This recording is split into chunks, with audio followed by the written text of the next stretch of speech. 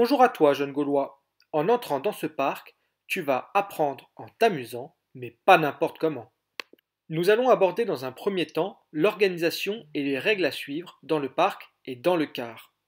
Nous aborderons ensuite le travail à faire pendant la journée au parc Astérix avant de conclure sur le travail à rendre après la sortie.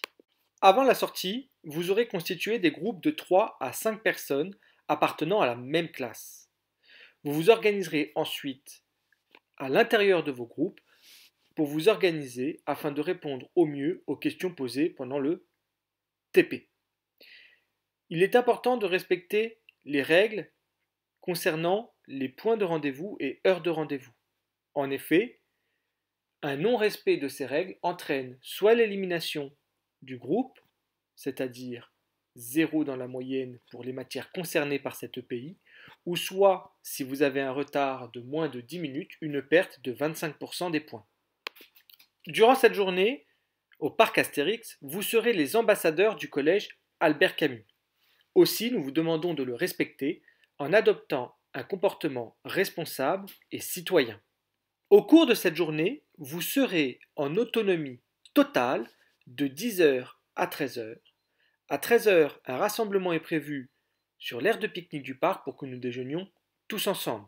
Ce sera également l'occasion de solliciter vos professeurs si vous n'avez pas compris une partie du TP. Une fois le déjeuner terminé, vous serez de nouveau en autonomie totale jusqu'à 17h15, heure à laquelle nous devrons nous rassembler à l'entrée du parc afin de préparer notre départ. Pour être le plus efficace possible et pouvoir profiter de toutes les attractions le jour J, il faut, avant la sortie, que vous ayez constitué un groupe de 3, 4 ou 5 personnes de la même classe, choisi les attractions que vous ferez pour mettre en évidence telle ou telle notion abordée dans le TP, réparti équitablement les tâches au sein de votre groupe, réfléchi à la manière de présenter les notions abordées au cours de cette journée dans votre diaporama ou PowerPoint, et revu tous les cours qui abordent les notions que vous étudierez et mettrez en évidence pendant cette sortie. Après la sortie, vous disposerez de 2 semaines pour réaliser une super production collective. L'évaluation de votre travail sera faite en concertation avec les professeurs encadrant ce projet et figurera sur le bulletin du 3e trimestre. Je vous rappelle que pour la constitution de vos groupes, vous devez m'envoyer au plus tard 2 jours avant la sortie par mail les noms, prénoms et numéros de téléphone des membres de votre groupe en précisant dans l'objet de votre mail votre classe. Pour vous aider et vous guider tout au long de la construction de votre projet, nous vous invitons à utiliser le plus possible le site web de l'EPI. Dans la première colonne, vous y trouverez différents documents relatifs au projet en lui-même. Une fiche d'organisation, les autorisations de sortie, cette vidéo et le récapitulatif du projet. Dans la deuxième colonne, vous trouverez le sujet de TP de physique-chimie et le travail attendu par l'élève en espagnol et en anglais. La troisième colonne est la colonne dans laquelle vous trouverez une fiche d'aide mathématique et une fiche de renseignement dans laquelle on a collecté des informations utiles et nécessaires au projet pour différentes attractions. Dans la quatrième colonne, il y a un certain nombre d'articles et de vidéos montrant comment on peut appliquer des lois et des principes physiques à des montagnes russes. Ces documents vous seront essentiellement utiles lors de la rédaction de votre rapport. Enfin, dans la cinquième et dernière colonne, vous trouverez un certain nombre d'expériences interactives à réaliser directement sur votre ordinateur ou votre tablette, permettant de comprendre les mécanismes énergétiques mis en jeu dans une attraction.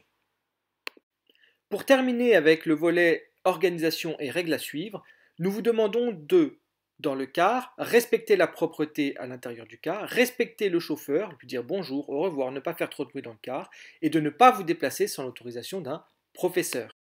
Dans le parc Astérix, nous vous demandons de respecter la propreté du parc et de faire preuve de courtoisie en respectant les personnes, pas de bousculade, pas d'agression, pas de bagarre ni d'insultes. Passons maintenant au travail à faire dans le parc. Comme vous pouvez le voir, vous avez ici la présentation générale du sujet que nous allons décortiquer. Les deux dernières pages du sujet constituent le cahier de bord. Sur ce cahier de bord, vous pourrez, au cours de cette journée au parc Astérix, prendre des notes, écrire vos résultats de mesure, etc., etc. Si vous souhaitez utiliser un autre type de support, type bloc-notes, petit calepin, cahier de brouillon, vous en êtes libre.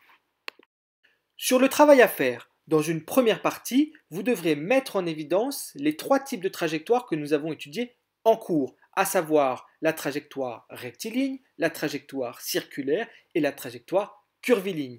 Pour ce faire, vous serez libre de prendre des photos ou des vidéos pour illustrer ces trois types de trajectoires. Vous devrez ensuite, par la réalisation de vidéos, mettre en évidence le phénomène de relativité du mouvement comme le montre la vidéo suivante.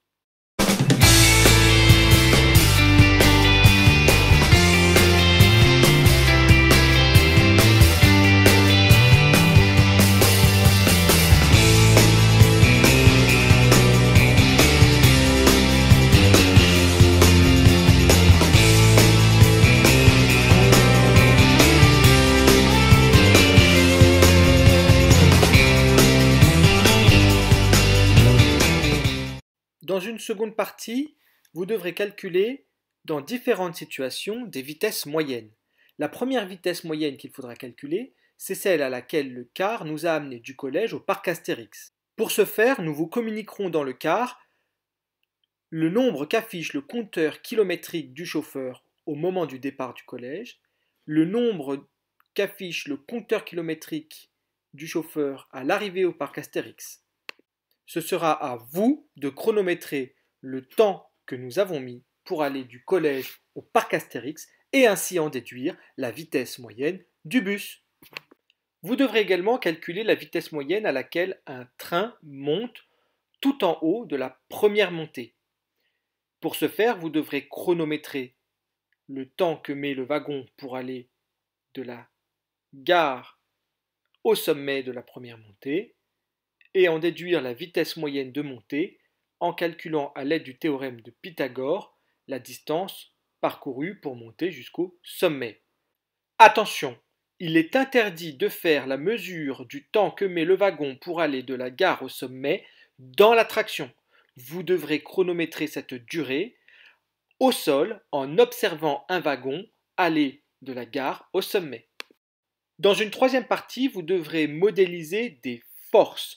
Pour ce faire, vous devrez prendre en photo une situation donnée, décrite dans le sujet du TP, et à partir de cette situation donnée, modéliser les vecteurs force qui s'appliquent à cet objet.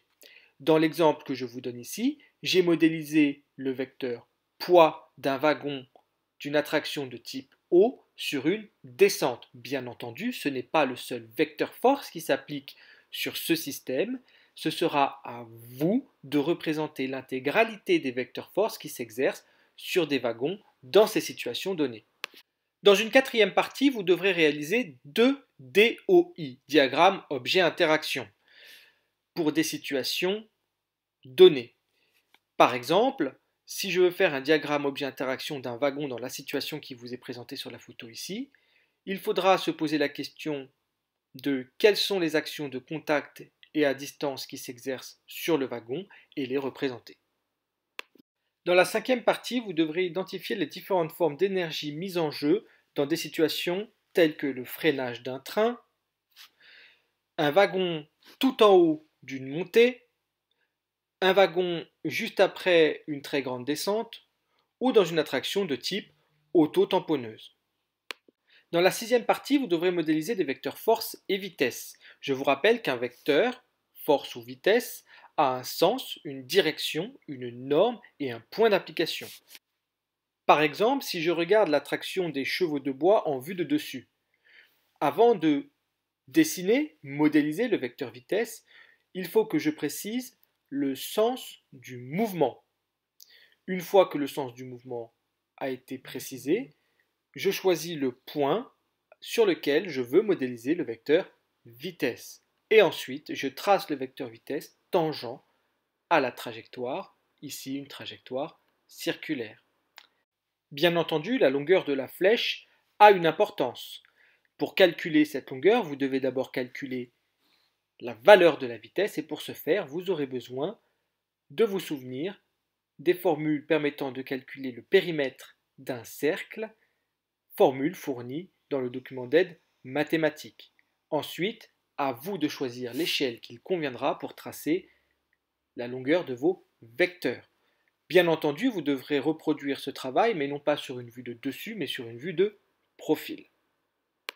Enfin, dans la septième et dernière partie, vous devrez schématiser des chaînes d'énergie dans des situations précises, par exemple un wagon qui freine. Quelle énergie est convertie en quelle énergie? Enfin, par la réalisation de photos ou vidéos d'une attraction, vous devrez décrire l'évolution des énergies potentielles et cinétiques en différents points de l'attraction, en n'oubliant pas, bien évidemment, de préciser le sens du mouvement de l'attraction et de discuter de la cohérence de ces résultats. Vous préciserez en outre à quelles conditions on peut dire que l'énergie mécanique se conserve. Avant de conclure, faisons un point sur la précision de mesure. À partir du moment où vous effectuez des mesures de temps, des mesures de vitesse, par l'intermédiaire là également d'une mesure de temps et de distance, il est important de renouveler plusieurs fois la mesure et d'en faire une moyenne afin d'avoir une bonne précision. Par exemple, ici, j'ai pour un même système effectué 4 mesures de vitesse. La vitesse V1 mesurée une première fois, la vitesse V2 mesurée une deuxième fois et la vitesse V3 mesurée une troisième fois et ainsi de suite pour la vitesse numéro 4. J'en fais ensuite une moyenne, c'est-à-dire que je vais calculer la vitesse moyenne en additionnant ces vitesses, c'est ce que signifie ce symbole sigma en grec. Je fais donc V1 plus V2 plus V3 plus V4, divisé par le nombre total de mesures, ici 4. Enfin, sur le travail à réaliser, vous aurez 2 semaines après la sortie au parc Astérix pour rédiger votre rapport, un rapport par groupe. Il faudra donc rendre les rapports la semaine du 21 au 26 mai 2018. Vous devrez également élaborer un diaporama ou un PowerPoint afin de faire une soutenance orale de 10 minutes suivie de 5 minutes de questions sur cette journée au parc Astérix en présentant les différentes parties qui vous ont été demandées dans le sujet du TP du parc Astérix. Il est important qu'au moins chaque membre du groupe parle une fois en présentant l'intégralité d'une partie du sujet. N'hésitez pas à solliciter vos professeurs si vous avez des questions sur le projet du parc Astérix. Bon courage à tous!